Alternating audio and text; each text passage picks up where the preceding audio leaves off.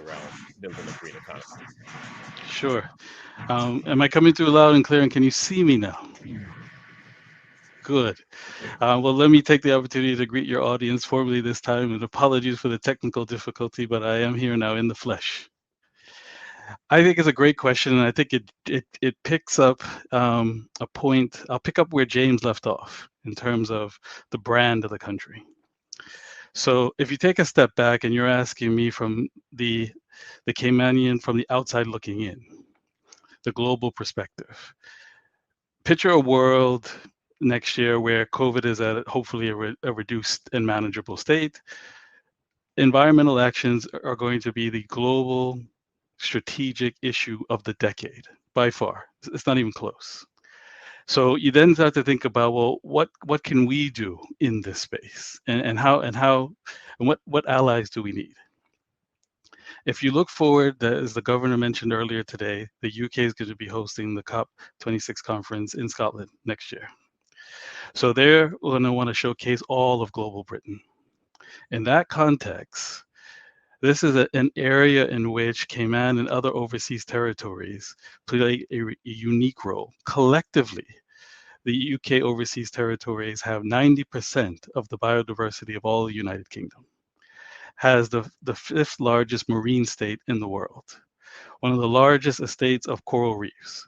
So in this context, to pick up on a question on the end of your question to James, we are not small island states. We then become large territories that have a strategic importance.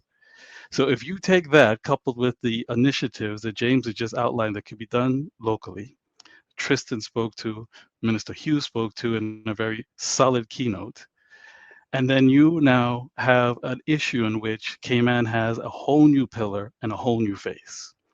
And I really like what the governor had to say this morning. I love his enthusiasm. I'm not just saying that from based on his public remarks. I base that also on internal actions I see him drive. I think he is going to be a strong advocate for us, and where the UK can provide technical expertise because they're sitting right here in the hub, even though they're leaving the EU. This issue is going to take unprecedented global cooperation. So they're going to still have to cooperate in this area. There's going to be major political capital spent. So anything that we can get in terms of expertise, in terms of risk assessments, analysis, possible streams of funding, this is something that will help identify exactly what global Britain means and span the wingspan of Britain as a family.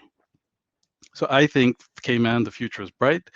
And I also think we have an opportunity not also for the local initiatives that'll be done on the ground in terms of job creation.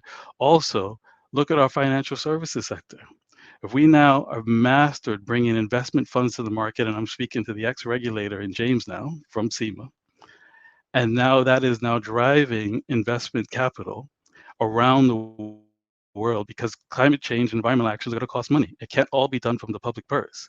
So if we now have mastered bringing investment funds to the market and now can move capital around the world to push through environmental action projects, Cayman has a dual unique role in my view. I think the future, if we play our cards right, or to go back to your football analogy, if we get our team and players on the field, we could be a shining star in the region.